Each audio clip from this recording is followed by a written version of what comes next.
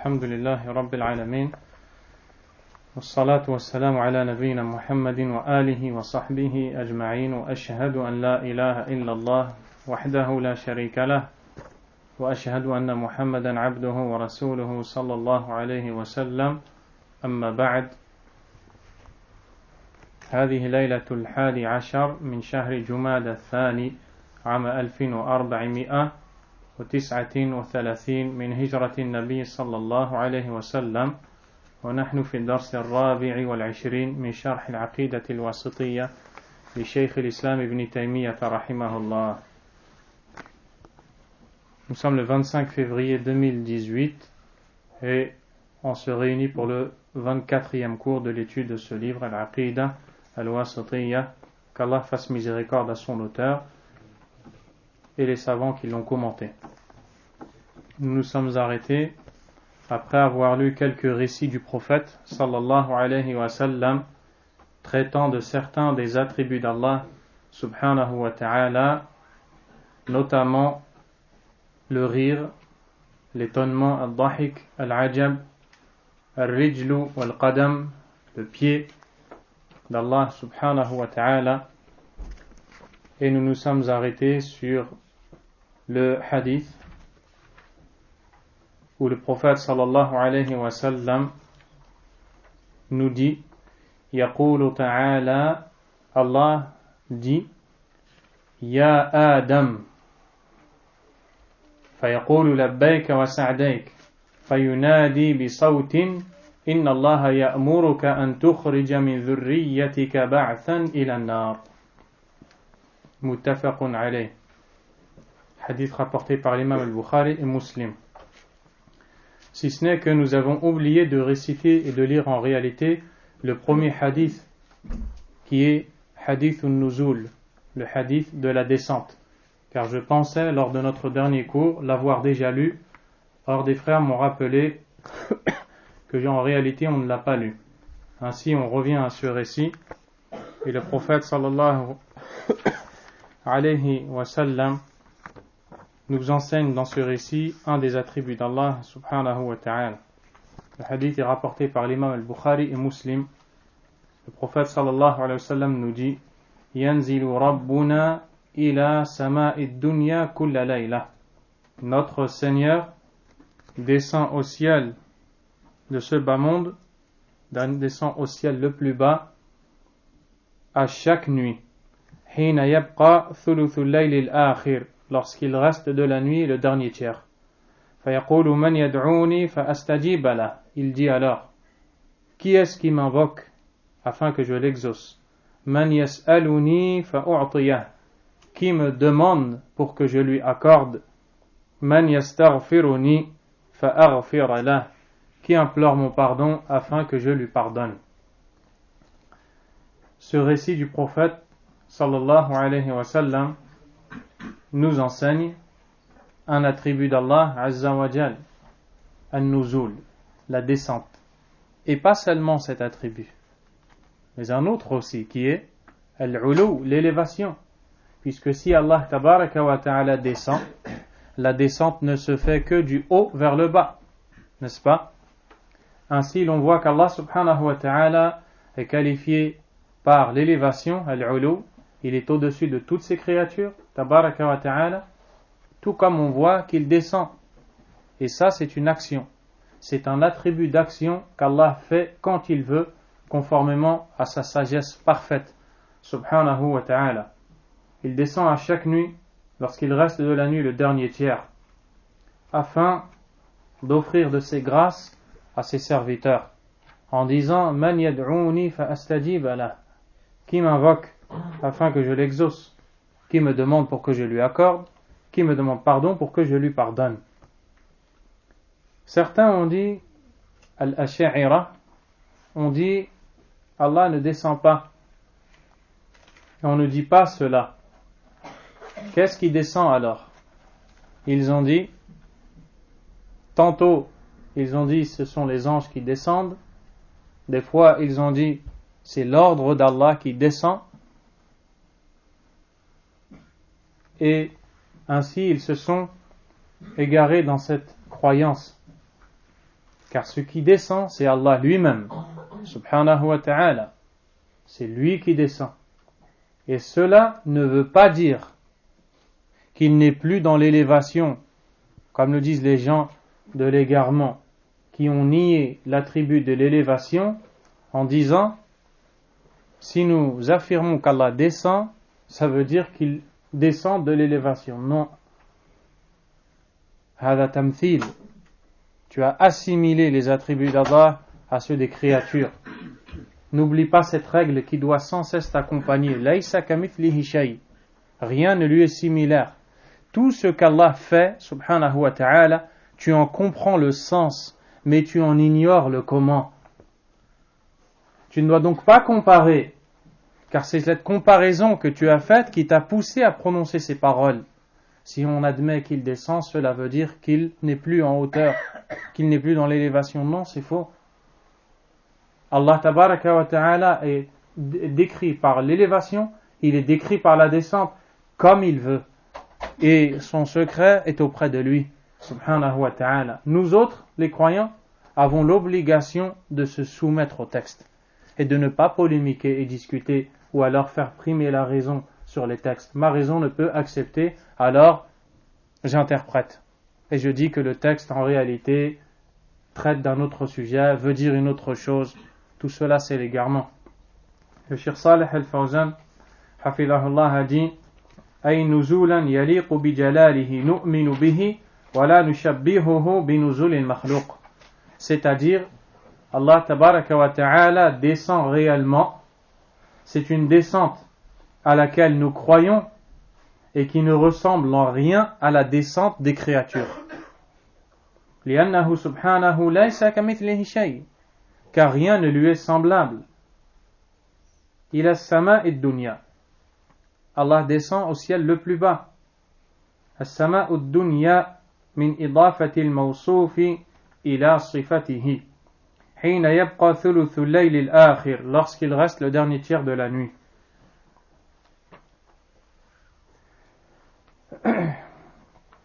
وفي هذا تعيين لوقت النزول الإلهي. Et là on voit à quel moment est-ce qu'Allah subhanahu wa ta'ala descend, lorsqu'il reste le dernier tiers de la nuit. La nuit commence à partir du maghrib, du coucher du soleil, jusqu'au al-fajr, jusqu'à l'aube. Ce moment-là, tu le divises en 3. Ça te donne 3 tiers. Le dernier tiers de la nuit est le moment de la descente. Et Allah tabaraka wa ta'ala propose à ses créatures d'exaucer, de leur donner et de les pardonner. Qu'est-ce qui est à retenir de ce récit? Anna fihi thubut an-nuzul al-ilahi, l'affirmation de la descente divine. Allah descend subhanahu wa ta'ala. Wa huwa min sifati al-af'al. C'est un attribut parmi les attributs d'action. Wa fil hadithi aydan ithbatu al-'uluwi lillahi ta'ala. Tout comme nous voyons dans ce récit l'affirmation qu'Allah subhanahu wa ta'ala est élevé. Pourquoi? Parce que la descente ne se fait que à partir de ce qui est élevé, ce qui est haut, n'est-ce pas? فإن النزول يكون من العلو وفيه الرد على من أول الحديث بأن معناه نزول رحمته أو أمره. Ce hadith répond à ceux qui disent que c'est son ordre ou sa miséricorde qui descend. Pourquoi? Parce qu'à la base, dans les termes, c'est le véritable sens qui est voulu. Quand Allah tabaraka wa ta'ala nous donne des informations, à la base, ce qui apparaît est ce qui est voulu. Et c'est ainsi que l'on doit appliquer les textes relatifs aux noms et aux attributs d'Allah subhanahu wa ta'ala. Est-il possible, comme le dit le Cheikh Salih al-Fawzan, que la miséricorde d'Allah s'exprime et dise aux gens qui est-ce qui veut m'invoquer afin que je lui exauce? Non, c'est Allah qui dit ça, subhanahu wa ta'ala. Tout comme on voit qu'Allah tabaraka wa ta'ala est qualifié par l'attribut de la parole. Pourquoi? Car le prophète sallallahu alayhi wa sallam nous enseigne qu'Allah descend et dit: qui m'invoque pour que je l'exauce? Il dit. Et le fait de dire montre qu'il s'agit d'une parole. Et Allah est décrit par la parole subhanahu wa ta'ala. Walhamdulillah. Revenons maintenant au récit sur lequel nous nous sommes arrêtés la veille. Ce récit dans lequel le prophète sallallahu alayhi wa sallam nous dit يقول الله تعالى يا آدم فيقول لبيك وسعديك فينادي بصوت إن الله يأمرك أن تخرج من ذريتك بعثا إلى النار. Ce récit est rapporté par Al-Bukhari et Muslim. Dans celui-ci, le prophète sallallahu alayhi wa sallam nous dit certainement Allah dira le jour dernier, Yawm al-Qiyamah, ô Adam, il répondra, me voici, obéissant et voué à tes ordres. Il appellera d'une voix audible, Yunadi bi sawt. Allah tabaraka wa ta'ala va appeler Adam alayhi salam d'une voix audible. Il l'entendra.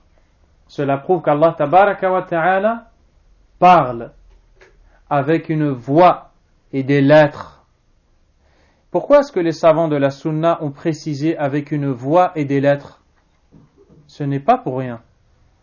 Car Al-Asha'ira, ces gens-là ont dit, oui, Allah est qualifié par la parole. Mais qu'est-ce qu'ils veulent dire par la parole, eux? Ils disent, comme nous l'avons déjà dit, ma'nan qa'imun bin nafs. Ce sont des sens qui sont en Allah, tabaraka wa ta'ala. Et le Coran est une créature qui a servi à exprimer les sens qui sont en Allah. Wal'iyadhu billah. Regardez où est-ce que la philosophie amène les gens. Dans le dogme, dans la croyance en Allah. Alors que non, le Coran est la parole d'Allah. Allah parle d'une voix audible. Et il est entendu par qui il veut, quand il veut, comme il veut. Subhanahu wa ta'ala. C'est le cas de Adam alayhi salam ici. Que lui dira-t-il? Allah t'ordonne de faire sortir de ta postérité, c'est-à-dire de ta descendance, car comme vous le savez, Adam alayhi salam est le père de l'homme, n'est-ce pas? Le jour dernier, il sera appelé par Allah. Et les gens qui viendront, qui sont tous de la descendance de Adam, Allah tabaraka wa ta'ala lui donnera cet ordre. Quel est cet ordre? De faire sortir de sa descendance une troupe destinée à l'enfer. Qu'Allah subhanahu wa ta'ala nous en préserve. Ici, l'auteur, rahimahullah ta'ala, s'est contenté de citer une partie du hadith. Un est rapporté par Al-Bukhari et Muslim. Dans celui-ci, le prophète sallallahu alayhi wa sallam dit Awwalu man yud'a yawm al-qiyamati Adam. Le premier à être appelé le jour dernier, le jour de la résurrection, sera Adam. Fa tara'a dhurriyyatuhu. فَيُقَالُ هَذَا أَبُوكُمْ آدَمْ. Toute sa descendance, les hommes, les humains, seront là. Ils se verront les uns les autres. Il leur sera dit, voici Adam, votre père. فَيَقُولُ لَبَّيْكَ وَسَعْدَيْكَ. Il dira à Allah, me voici, obéissant et répondant à tes ordres. فَيَقُولُ Allah lui dira, subhanahu wa ta'ala, akhrij ba'tha jahannama min dhurriyyatik. Fais sortir ceux qui seront envoyés au feu de la géhenne parmi ta descendance. Les savants ont expliqué, c'est-à-dire que il y aura les hommes et les femmes, l'être humain, et Allah Azza wa Jal va ordonner à Adam de faire sortir de ces groupes ceux de sa descendance qui sont destinés au feu. Écoutez la suite du récit, c'est-à-dire de les distinguer des autres, comme l'ont dit les savants, de les distinguer des autres. فَيَقُولُ يَا رَبِّ كَمْ أُخْرِجْ. Adam alayhi salam dira, ô Seigneur, combien dois-je en faire sortir? فَيَقُولُ. Allah dira, أَخْرِجْ مِنْ كُلِّ مِئَةٍ تِسْعَةً وَتِسْعِينَ. Pour 100 personnes, prends-en 99. Pour 100 personnes, prends-en 99. C'est-à-dire, sur 100 personnes, 99 iront au feu. Qu'Allah tabaraka wa ta'ala nous en préserve. فقالوا يا رسول الله إذا أخذ منا من كل 199 فماذا يبقى منا. Les compagnons, pris par la peur et l'étonnement devant cette information lourde, ont dit: ô messager d'Allah, que va-t-il rester de nous si il est pris 99 personnes pour 100? Qu'est-ce qu'a dit le prophète sallallahu alayhi wa sallam? قال إن أمتي في الأمم كشعرة البيضاء في الثور الأسود. Il les a rassurés et leur a dit alayhi salatu wassalam: ma communauté par rapport aux autres est comme le poil blanc sur le taureau noir. De la communauté du prophète sallallahu alayhi wa sallam par rapport aux autres communautés qui sont tous de la descendance de Adam, il y en aura beaucoup moins que les autres. L'autre hadith qui est rapporté aussi par Bukhari et Muslim d'après Abu Sa'id al-Khudri radiyallahu ta'ala an. Le prophète sallallahu alayhi wa sallam dit: يقول الله تعالى يا آدم. Allah dira au Adam: فيقول لبيك وسعديك والخير في يديك. Il répondra à l'appel d'Allah subhanahu wa ta'ala en lui exprimant sa soumission et en déclarant que le bien est dans ses mains. فيقول أخرج بعث النار. Allah lui dira: fais sortir les gens du feu. قال وما بعث النار. Adam alayhi salam va dire: et qu'est-ce que les gens du feu? Allah azza jal lui dira: قال من كل 1999. Sur chaque 1999. Sur 1000 personnes, chaque 1000 personnes, 999 au feu. Allahumma sallimna. Demande à Allah tabaraka wa ta'ala de nous protéger. Le prophète sallallahu alayhi wa sallam dit: فَعِنْدَهُ يَشِيبُ الصَّغِيرُ. À ce moment-là, le petit enfant aura les cheveux blancs. Le jour de la peur, le jour de la terreur, où tu vas être amené à comparaître devant Allah subhanahu wa ta'ala, les gens seront debout, ils attendront. Adam sera appelé par Allah azza wa jal, qui lui dira de prendre sur toutes 1000 personnes 999. Le petit enfant va tellement être bouleversé, terrifié, que ses cheveux vont devenir blancs comme le vieillard. وَتَضَعُ كُلُّ ذَاتِ حَمْلٍ حَمْلَهَا. Et toute mère enceinte mettra bas. L'enfant tombe. Il tombe du ventre. وَتَرَى النَّاسَ سُكَارَى وَمَا هُمْ بِسُكَارَى. Et tu verras les gens ivres alors qu'ils ne le sont pas. Ils vont réagir comme la réaction due à l'ivresse, bien qu'ils n'aient consommé aucune boisson enivrante. وَلَكِنَّ عَذَابَ اللَّهِ شَدِيدٌ. Mais le châtiment d'Allah est dur. قالوا يا رسول الله. Les compagnons ont dit: ô messager d'Allah, وَأَيُّنَا ذَلِكَ الْوَاحِدِ. Et qui d'entre nous est celui-là? 1 sur 999. Le prophète sallallahu alayhi wa sallam a dit: قال أبشروا فإن منكم رجلا ومن يأجوج ومأجوج 1000. Le prophète alayhi salatu wa sallam a dit: réjouissez-vous, car parmi vous il y a un et 1000 autres sont de Ya'juj et Ma'juj.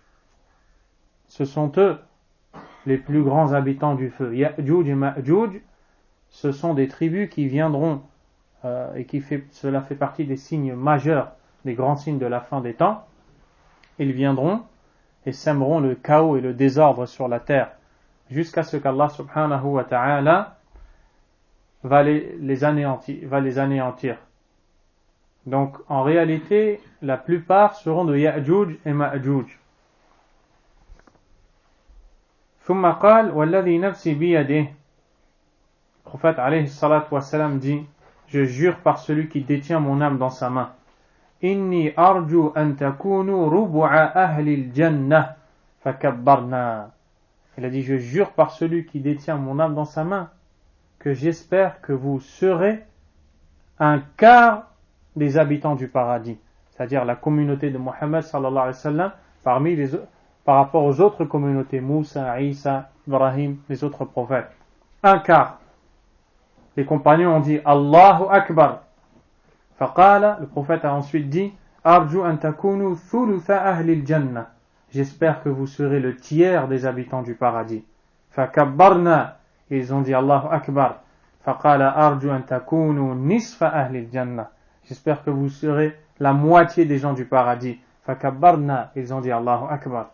Faqala ma antum fi an-nasi illa كالشعرة السوداء في جلد ثور أبيض أو كشعرة بيضاء في جلد ثور أسود. Puis il leur a dit, vous n'êtes par rapport aux autres gens, les communautés, qu'à l'image d'un poil noir sur la peau d'un taureau blanc ou un poil blanc sur la peau d'un taureau noir. Donc voilà le hadith dans toute le hadith complet. Et qu'est-ce que l'on voit ici?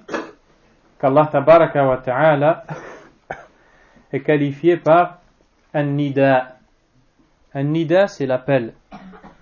Et l'appel ne peut être fait que par une voix audible, une voix qui est entendue, composée de lettres. Et ça, c'est une grande réponse aux Asha'ira qui ont dit Allah tabaraka wa ta'ala a en réalité des sens qui sont en lui, puis il s'est servi du Coran pour traduire ces sens à ses serviteurs. Donc, cela revient à dire qu'Allah ne parle pas. Non. Car ici, on voit qu'Allah appelle, subhanahu wa ta'ala. Et certains ont dit, la preuve dans ce récit, que ce n'est pas Allah qui appelle. Regardez bien. Ils ont dit, dans le récit, il est dit Inna Allah ya'muruka. Allah t'ordonne. Allah t'ordonne. Ils ont dit si Allah est celui qui a parlé ici, il leur a dit je t'ordonne. N'est-ce pas? Mais en réalité, ce qui leur a échappé, c'est que ici Allah subhanahu wa ta'ala montre sa grandeur en disant Allah t'ordonne. N'est-ce pas que les rois dans ce bas monde qui veulent se gonfler, se donner une grande place chez les gens, ils font face aux gens et ils leur disent votre roi vous a ordonné d'aller à tel endroit. Qu'est-ce que cela fait? Ça lui rajoute de la grandeur, n'est-ce pas? Mais ce n'est qu'une créature. Allah tabaraka wa ta'ala est celui qui est en droit total de faire ça. Inna Allah ya'muruka. Allah t'ordonne. Celui que tu adores, celui qui t'a créé, t'ordonne. Il parle de lui, subhanahu wa ta'ala, c'est Allah qui parle. D'autre part, dans plusieurs versets, Allah azza wa jal dit, par exemple, Inna Allah ya'murukum an tu'addu al-amanati ila ahliha. Allah vous ordonne de remettre les dépôts à leurs ayants droit. Qui est-ce qui dit ça? C'est Allah, tabaraka wa ta'ala, c'est dans le Coran. Inna Allah ni'imma ya'idukum bih, jusqu'à la fin des versets. Donc, vous voyez bien que c'est bien Allah, tabaraka wa ta'ala, qui parle par une voix audible. Et comme a dit le cheikh Muhammad Aman al-Jami rahimahullah, وَالنِّدَاءُ لَا يَكُونُ إِلَّا بِصَوْتٍ مَسْمُوعٍ. Un appel ne peut être fait que par une voix audible, une voix que l'on entend, contrairement à la parole dite par les Asha'ira. Le cheikh Salih al-Fawzan, qu'Allah le préserve, a dit Labbaika wa sa'daik, la parole Labbaika wa sa'daik. Labbaik ay ana muqimun ala ta'atik min alabba bil makani idha aqam. Il a akhiri maqal. Le cheikh Salih al-Fawzan explique Labbaik. Et il dit Labbaik, c'est-à-dire je te suis obéissant de manière constante. Et cela vient du verbe labba, yulabbi talbiyatan. At-talbiya, c'est la réponse à un appel fait par quelqu'un que tu aimes et considères énormément. Pour cette raison, on voit dans plusieurs hadiths, quand le prophète sallallahu alayhi wa sallam était appelé par des compagnons, appelait des compagnons plutôt, les compagnons lui disaient Labbaika ya Rasulallah. Il dit Ya Mu'adh, il appelle Mu'adh ibn Jabal radiyallahu anhu. Mu'adh lui répond Labbaika ya Rasulallah. Qu'est-ce que cela veut dire? Me voici répondant à ton appel avec amour et vénération, considération au messager d'Allah. Quand Adam alayhi salam sera appelé par Allah, il répondra Labbaika wa sa'daik. Wa sa'daik min al-musa'adati wa hiya al-mutawa'a ay musa'adatun fi ta'atik ba'da musa'adah. Wa sa'daik, c'est-à-dire qui lui est soumis volontairement. Pour résumer cela, il lui est soumis volontairement. Ainsi, on voit qu'Allah tabaraka wa ta'ala appellera par une voix audible, comme dans la parole où Allah azza wa jalla a dit wa kallama Allahu Musa taklima. Et Allah a bel et bien parlé à Allah subhanahu wa ta'ala. Pardon? À Moussa. Alayhi salatu wassalam. Alaykum salam wa rahmatullahi wa barakatuh. Et comme nous l'avons dit, fais sortir une partie de ta descendance vers le feu, c'est-à-dire mayyiz ahla, c'est pas ahlu, ahla nari min ghayrihim. Fais distinguer les gens de l'enfer des autres. Ce qui est à retenir de ce hadith, c'est l'affirmation qu'Allah est qualifié par al-qawl, la parole, al-nida bi sawtin yusma', l'appel avec une voix audible, et cela arrivera le jour de la résurrection. Il appellera qui il veut, quand il veut, comme il veut, subhanahu wa ta'ala. Le hadith suivant, le prophète sallallahu alayhi wa sallam a dit Ma minkum min ahadin illa sayukallimuhu rabbuh wa laysa baynahu wa baynahu turjuman. Il n'est pas un seul d'entre vous à qui son Seigneur ne parlera sans qu'aucun truchement ne s'interpose. Khayr, Inch'Allah. Truchement, je ne connais pas. Essentiel, on va voir le sens du hadith. C'est interprète dans la traduction. Naam, hada huwa, c'est l'interprète. Donc, truchement, ça veut dire interprète? Non, je ne sais pas si D'accord. Taïeb. Ce qui est voulu, c'est l'interprète.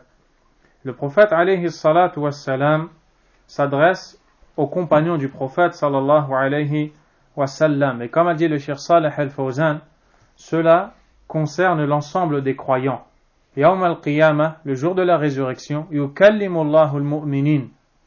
Allah tabaraka wa ta'ala s'adressera aux croyants, sans intermédiaire. Bila wasita. Laysa baynahu wa baynahu turjuman. الترجمان من يعبر بلغة عن لغة أي ينقل الكلام من لغة إلى لغة أخرى, sans interprète, sans quelqu'un qui soit là pour traduire, pour interpréter. Directement Allah tabaraka wa ta'ala qui s'adresse à sa créature. Donc on voit bien qu'Allah s'adresse et parle à ses créatures subhanahu wa ta'ala. L'auteur rahimahullah a dit وقوله في رقية المريض ربنا الله ربنا ربنا الله الذي في السماء تقدس اسمك أمرك في السماء والأرض كما رحمتك في السماء اجعل رحمتك في الأرض اغفر لنا حوبنا وخطايانا أنت رب الطيبين أنزل رحمة من رحمتك وشفاء من شفائك على هذا الوجع فيبرأ. Hadith Hassan rawahu Abu Daoud wa ghayruh. L'auteur a cité un hadith qui a été discuté dans son authenticité, notamment par le Cheikh Al-Albani rahimahullahu ta'ala. Mais nous le lisons et lisons son sens, puisque ce qui est dit ne contredit pas la vérité. Le contenu du hadith est correct. L'authenticité est discutable. Mais avant la traduction, l'auteur a dit sa parole lors de la ruqya. Dans la ruqya, il y a des paroles à dire dans la sunna. Tout d'abord, qu'est-ce que la ruqya? Al-ruqya, qira'atul Qur'an ala al-marid, wa qira'atu al-adhkar al-nabawiyya wal-ad'iyat al-nabawiyya, wa kullu kalamin mubahin fihi du'a wa thana ala Allah azza wa jal. Al-ruqya, c'est le fait de lire le Coran sur le malade, ou de réciter sur lui des invocations faites par le prophète, alayhi salatu wassalam, connu dans la sunna, ou alors d'invoquer Allah tabaraka wa ta'ala en la faveur du malade, avec des paroles qui sont claires, comprises, et dans lesquelles il y a les noms, les attributs d'Allah subhanahu wa ta'ala. Voici ce qu'est al-ruqya. Et c'est une ibada, c'est une adoration. Le prophète sallallahu alayhi wa sallam l'a pratiqué sur autrui. Jibril alayhi salam a pratiqué la ruqya sur le prophète Muhammad alayhi salatu wassalam. Et il est possible que quelqu'un pratique la ruqya sur une autre personne, si ce n'est que le meilleur est de ne pas demander la ruqya. Car comme nous l'avons vu dans Kitab al-Tawhid, à la fin du grand récit, Humul ladhina la yastarqun, les 70 000 qui entreront au paradis sans jugement ni châtiment, ils sont ceux qui ne demandent pas ruqya, jusqu'à la fin du hadith où il dit wa ala rabbihim yatawakkalun, et en leur Seigneur ils placent entièrement leur confiance. Mais si quelqu'un fait ruqya sans que la personne a demandé et cette personne accepte, elle n'est pas concernée par cela, parce qu'elle n'a pas demandé. Le meilleur est de ne pas demander. Ensuite, un autre point, la meilleure ruqya, en réalité, c'est celle que la personne se fait à elle-même. Parce que c'est elle qui est dans le besoin. C'est elle qui sait et connaît l'éventuelle difficulté qu'elle traverse. Elle est plus à même, cette personne, d'être sincère envers Allah subhanahu wa ta'ala. Et il faut prendre garde à ceux qui rusent avec la ruqya pour gagner de l'argent, wal'iyadhu billah, voire même qui mentent, qui trahissent les musulmans au nom de la ruqya, et ils inventent des choses complètement innovées. Le captage de djinn. D'où ça vient? Il te dit, je récite des versets particuliers et le djinn vient, entre dans le corps, puis je discute avec lui, je lui demande pourquoi il est venu, il m'explique, je l'appelle à l'islam, il entre en islam, j'appelle les autres djinns et je fais entrer les djinns dans la personne et je ne sais quoi, je les appelle à l'islam. وهذا الكذاب, ce grand menteur, Abdul Raouf Ben Halima, il vient de France et il fait des tournées en Afrique pour appeler à Allah, pour appeler à la bid'a et pour inventer cette pratique. Comment est-ce qu'il s'est justifié lorsque des reproches lui ont été faits? Il a dit de capter, c'est dans la sunna. Pourquoi c'est dans la sunna? Car dans un hadith, le prophète sallallahu alayhi wa sallam a attrapé Shaitan. Voici son dalil pour prouver que cette action qu'il pratique est justifiée. Allahu Akbar. Le hadith est une preuve contre toi. Car l'histoire de ce hadith, c'est que le prophète sallallahu alayhi wa sallam dirigeait une prière. Et les compagnons l'ont vu faire des gestes qu'ils n'avaient pas l'habitude de voir faire. Après la prière, ils l'ont interrogé. Le prophète sallallahu alayhi wa sallam leur a dit,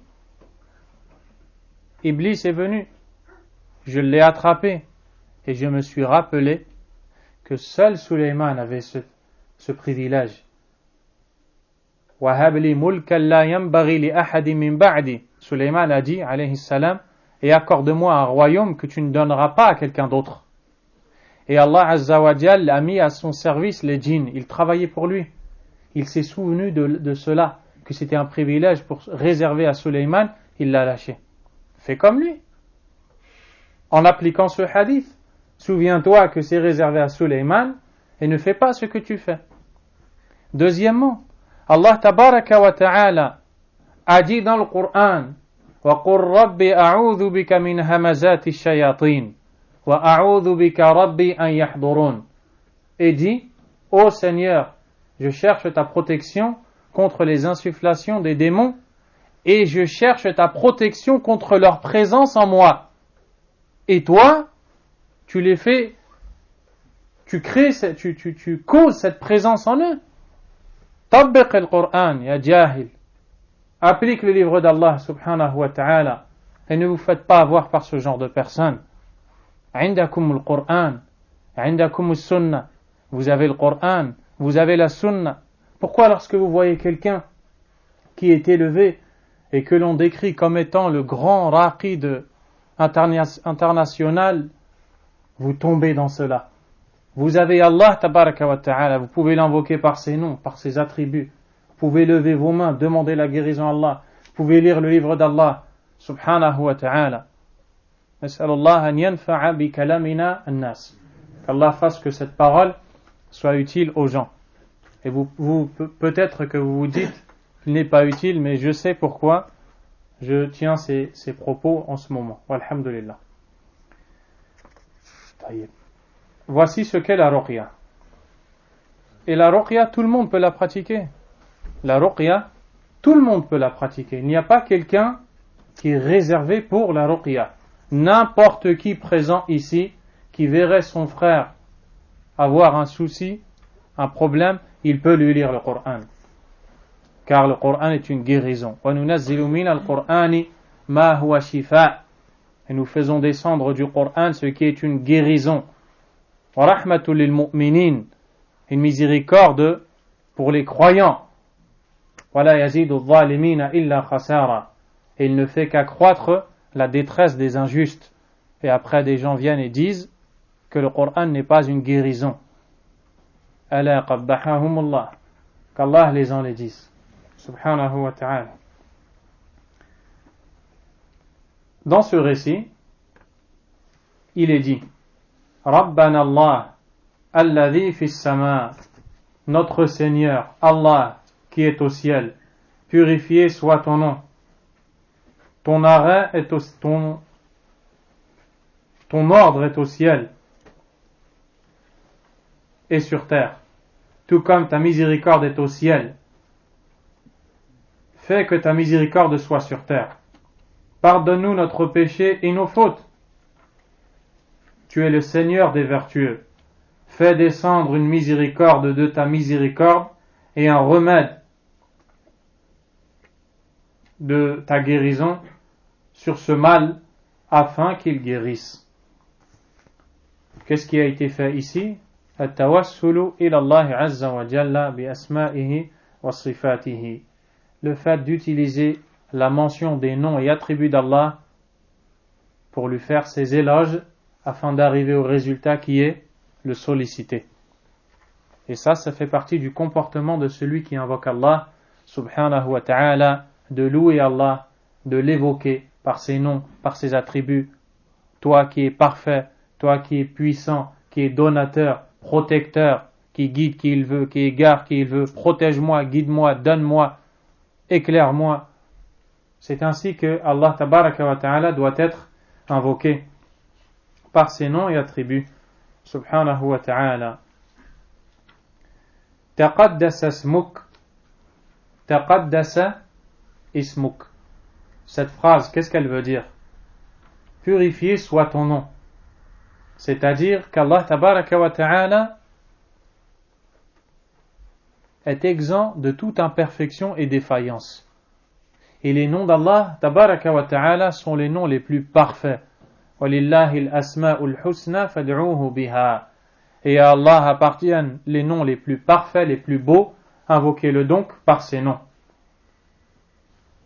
أَمْرُكَ فِي السَّمَاءِ وَالْأَرْضِ. Ton ordre est dans le ciel et sur terre.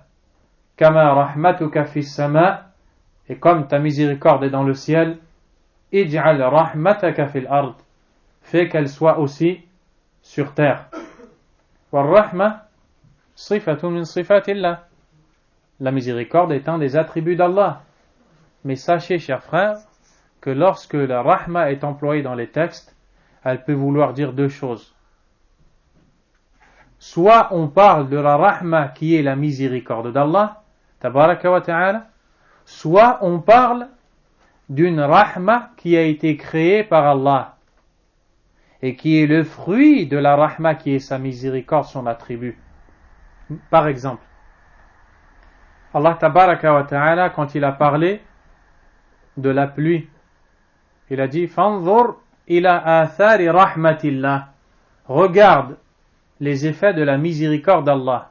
Al-matar rahma, la pluie est une miséricorde, et c'est pour cela que les gens demandent la pluie d'Allah, n'est-ce pas? Ça, c'est une miséricorde créée par Allah.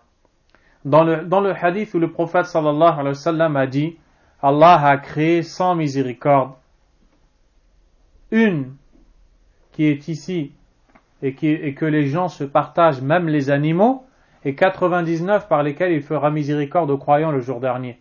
Là, on parle d'une chose créée par Allah, pas de l'attribut d'Allah qui est l'attribut de la miséricorde.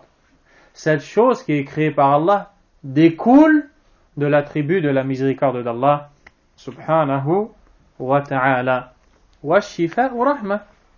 Et la guérison d'Allah, la guérison d'une personne, est une miséricorde venant d'Allah subhanahu wa ta'ala. Ighfir lana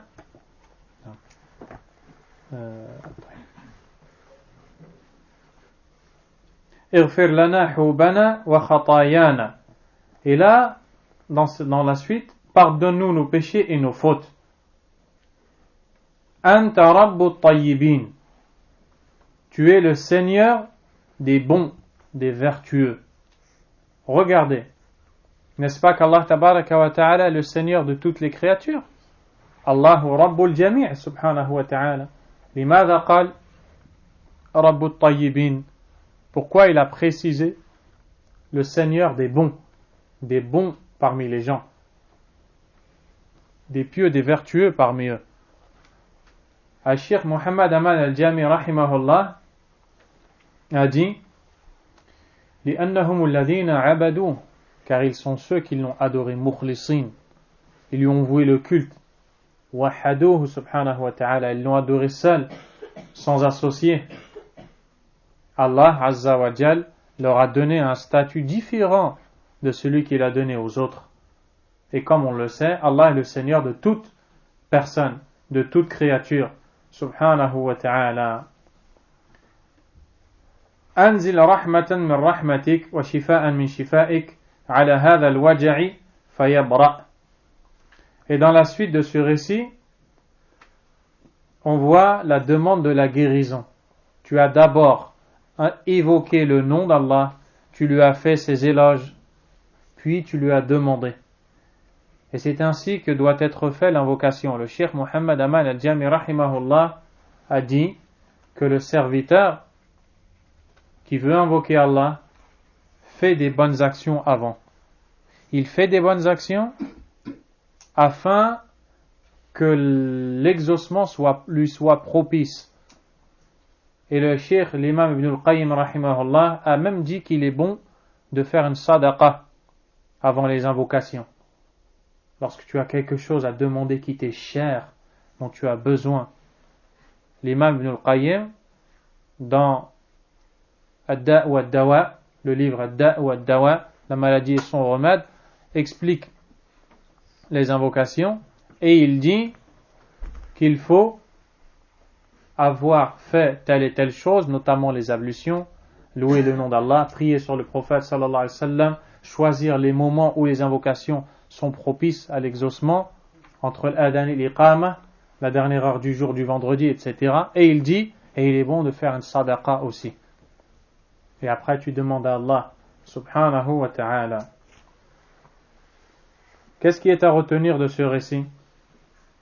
Alladhi fis sama, car ces textes que nous allons voir sont des textes prouvant qu'Allah est au-dessus du ciel, subhanahu wa ta'ala, est en hauteur, en élévation. Celui qui est aux cieux.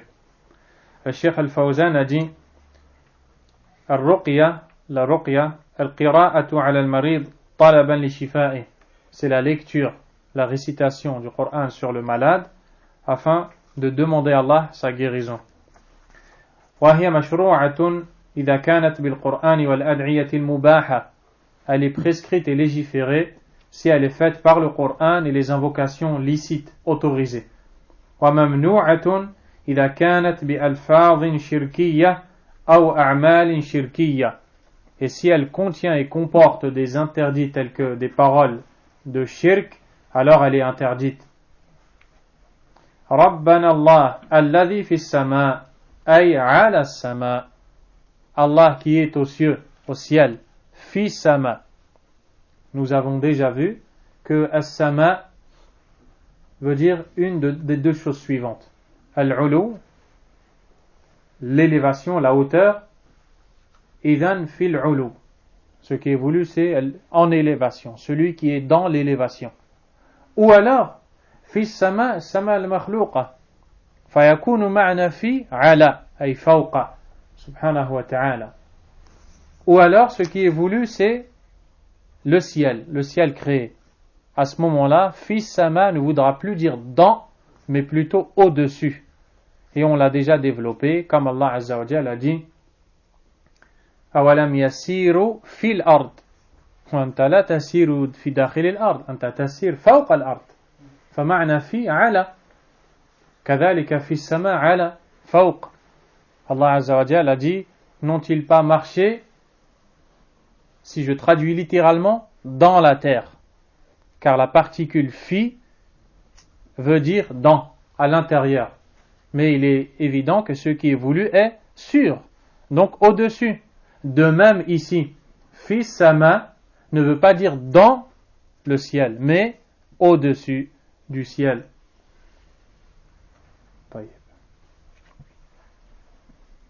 Amruka fi sama'i wal ard. Ton ordre est dans le ciel et sur la terre. أي أمرك الكوني القدري الذي ينشأ عنه جميع المخلوقات والحوادث. ومنه قوله تعالى إنما أمره إذا أراد شيئا أن يقول له كن فيكون. وأمرك الشرعي المتضمن للشرائع التي شرعتها لعبادك. Qu'est-ce qui est voulu par l'ordre d'Allah? L'ordre d'Allah tabaraka wa ta'ala se divise en deux, comme pour le destin, kauni, qadari. Il y a l'ordre relatif à ce qu'il a destiné. Allah a ordonné, et son ordre d'après son destin, d'après sa sagesse, que tel jour, telle personne va mourir, tel autre va naître. Ça, c'est ce que l'on appelle al-amrul kauni, l'ordre universel. Et il y a al-amrul shar'i, l'ordre religieux, l'ordre de prier, l'ordre de payer l'aumône, l'ordre d'accomplir le pèlerinage, à titre d'exemple. L'ordre d'Allah tabaraka wa ta'ala est dans les cieux et sur la terre. Subhanahu wa ta'ala. Ighfir lana hubana wa khatayana. Hada talabun lil maghfirah. Il s'agit ici d'une demande de pardon. Et le mot c'est al-maghfirah. Lorsque tu demandes pardon à Allah, tu dis astaghfirullah, ighfir lana, ghufranak, ighfir lana bimaghfiratik. Qu'est-ce que cela veut dire à la base? À la base, ghafara veut dire satara, veut dire couvrir. C'est pour cela que le casque qui est porté par le guerrier, on l'appelle al-mighfar, yasturur ras, parce qu'il couvre la tête. Fal-maghfira an yasturak Allah. Al-maghfira, ça consiste à ce qu'Allah te cache et te couvre tes péchés. Ma'at-tajawuz, en passant outre, il les efface. Il ne les prend pas en considération, il te pardonne. Subhanahu wa ta'ala. ومنه المغفر الذي يلبس على الرأس لستره ووقايته من الضرب. Comme a dit le Cheikh Salih al-Fawzan. والحوب al-ithmu wal-khataya al-dhunub. Donc ce qui est voulu, ce sont les péchés. Al-Sheikh Salih al-Fawzan nous dit فَإِنَّ رَحْمَةَ اللَّهِ نَوْعَانِ. La miséricorde d'Allah est de deux catégories. النوع الأول, la première, رحمته التي هي صفته من صفاته. La miséricorde qui est l'un de ses attributs. Par exemple, Allah Azza wa Jal dit وَرَحْمَتِي وَسِعَتْ كُلَّ شَيْءٍ. Ma miséricorde a englobé toute chose. On parle ici de son attribut. Deuxièmement, رحمة تضاف إليه سبحانه من إضافة المخلوق إلى خالقه كالمذكورة في هذا الحديث خلق الله 100 رحمة الحديث. La deuxième, c'est la miséricorde qui a été créée par Allah, comme dans le hadith où le prophète sallallahu alayhi wa sallam dit Allah a créé 100 miséricordes, jusqu'à la suite que vous avez déjà entendu. Qu'est-ce qui est à retenir de ce récit? L'affirmation de l'élévation d'Allah subhanahu wa ta'ala, l'affirmation qu'il est dans l'élévation, et comme nous l'avons déjà dit plusieurs fois, c'est un attribut d'essence, et la manière d'invoquer Allah en citant ses noms et ses attributs avant de procéder à la demande. Le récit suivant, le prophète sallallahu alayhi wa sallam dit Ala ta'manuni wa ana aminu man fis sama. Dans le sens rapproché de ce récit, il nous dit ne m'accordez-vous pas votre confiance alors que je suis le dépositaire de la confiance de celui qui est au ciel? Le prophète sallallahu alayhi wa sallam a fait un partage. Il partageait entre ses compagnons des biens. Une remarque a été faite. Le prophète alayhi salatu wassalam est quelqu'un qui est intègre, honnête, véridique, loyal, bon, pur. A dit Ala ta'manuni, n'allez-vous pas me considérer comme loyal envers les amana, envers les dépôts? Wa ana aminu man fis sama, alors que j'ai été considéré comme tel par celui qui est fis sama, par Allah subhanahu wa ta'ala. Le Cheikh Muhammad Aman rahimahullah ta'ala a dit wa ana aminu man fis sama, j'ai été considéré loyal dans le dépôt, honnête envers le dépôt, par celui qui est au-dessus du ciel. Dans quoi? Dans quelle amana? Quelle amana nous a-t-il amené alayhi salatu wassalam? Al-Qur'an. Amanatun azima. Un énorme dépôt. Kana aminan fi ada'i hadhihi al-amana. Il s'est montré loyal et honnête. Il s'est acquitté de ce devoir pleinement et totalement. Il a donné et transmis le dépôt. Allah l'a considéré comme tel, subhanahu wa ta'ala. Comment une créature ne va pas le considérer comme tel dans un partage de biens mondains? Pour cela que le prophète a dit cette parole, sallallahu alayhi wa sallam. Le Cheikh Salih al-Fawzan, hafidhahullah, a dit هذا خطاب منه عليه الصلاة والسلام لمن اعترض عليه في بعض قسمته المال. C'est une réponse émanant de lui à certains qui ont émis une objection devant le partage des biens. ألا أداة استفهام وتنبيه وتأمنوني من الأمانة. طيب. الشاهد من الحديث. Le point à retenir du hadith. L'affirmation qu'Allah est au-dessus. Lorsqu'il dit wa ana aminu man fis sama, et je suis considéré loyal par celui qui est fis sama, au-dessus du ciel, subhanahu wa ta'ala. Le texte suivant,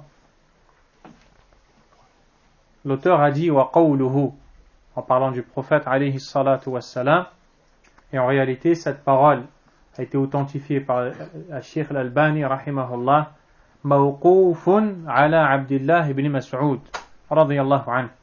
C'est une parole du compagnon Abdullah ibn Mas'ud, qu'Allah l'agrée.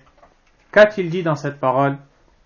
Wal arshu fawqa dhalik, wallahu fawqa al-arsh, wa huwa ya'lamu ma antum alayh. Il nous dit,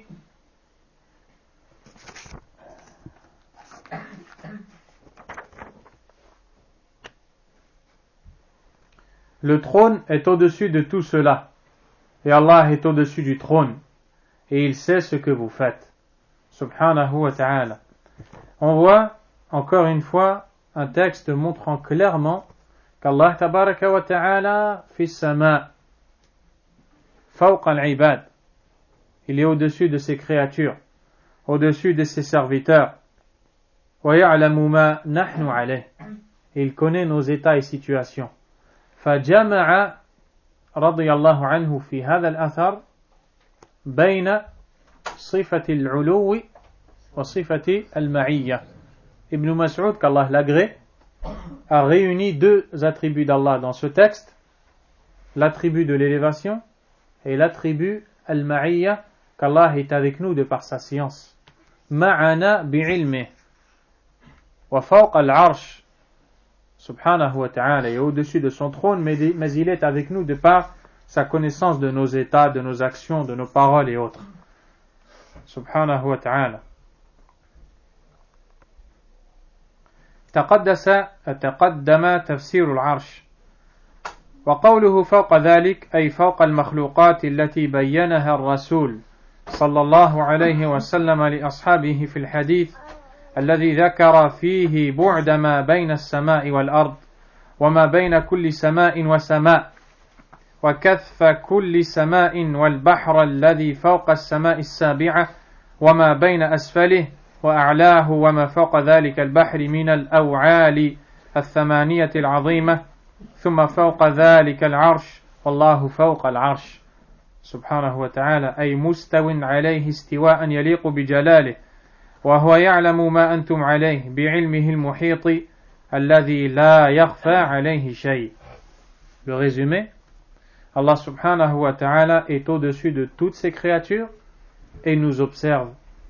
Il connaît nos états, nos situations et il nous a cernés de par sa connaissance de notre état, subhanahu wa ta'ala.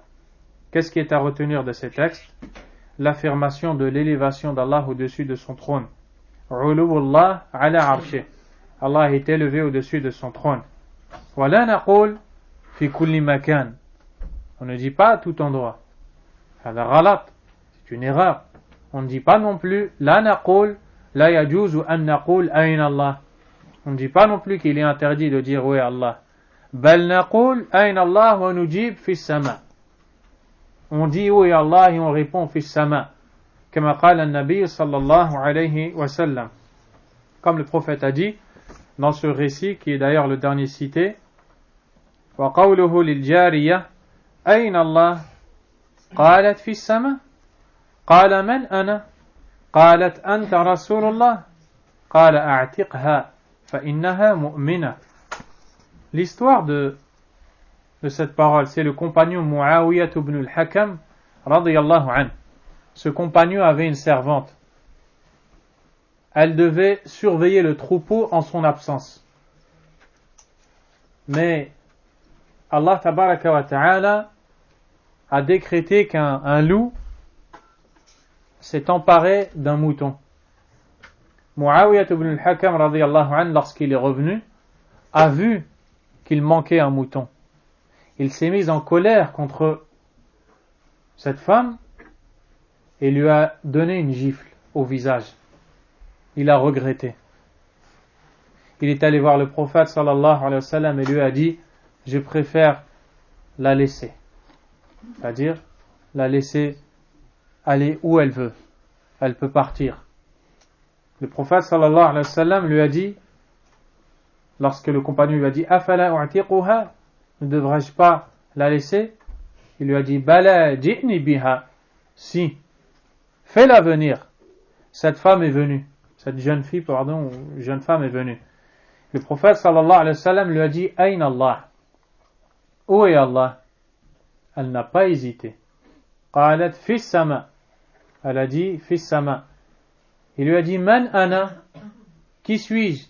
Elle lui a dit Anta Rasulullah. Ce n'est pas une savante, mais elle a la bonne aqidah, la bonne croyance. Et là, le prophète alayhi salatu wassalam a dit aux compagnons A'tiqha fa innaha mu'mina. Libère-la, laisse-la s'en aller. C'est une croyante. Donc, on voit ici que le prophète sallallahu alayhi wa sallam a témoigné qu'elle est croyante parce qu'elle a dit Allah fis sama anta Rasulullah. Et la parole Allah fis sama a pris la place de la ilaha illallah, comme a dit le cheikh Mohammed Aman al-Jami. Elle lui a dit anta Rasulullah, ça a pris la place de Muhammad Rasulullah. إذن قامت بمعنى الشهادتين. Elle a prononcé le sens des deux attestations de foi. Et quand Abdullah ibn al-Mubarak rahimahullah a été interrogé, قيل له بما نعرف ربنا, il lui fut dit comment connaissons notre Seigneur? Il a répondu نعرفه بأنه في السماء فوق عرشه مستوٍ على عرشه بائن من خلقه. Il a dit on reconnaît notre Seigneur comme étant au-dessus de nous, au-dessus de son trône subhanahu wa ta'ala. Voilà comment on connaît Allah subhanahu wa ta'ala. À partir du moment où cette femme a prononcé ces paroles, le prophète sallallahu alayhi wa sallam lui a dit elle est croyante. Et aujourd'hui, des gens disent, et à toute époque, qu'il n'est pas permis de dire Ayn Allah, alors que le prophète l'a dit sallallahu alayhi wa sallam, et le hadith est authentique. Fihi dalil ala uluwillahi ala khalqihi fawqa samawati. On y voit la preuve qu'Allah a été élevé au-dessus des cieux. Wa annahu yusharu ilayhi fi jihati al-ulu isharatan hissiyyah. Et il est permis de montrer du doigt le ciel, de dire Allah fi sama subhanahu wa ta'ala. Wallahu a'lam. Sallallahu wa sallam wa baraka ala nabiyyina Muhammad wa ala alihi wa sahbihi ajma'in. Subhanakallahumma wa bihamdik ashhadu an la ilaha illa anta astaghfiruka wa atubu ilayk.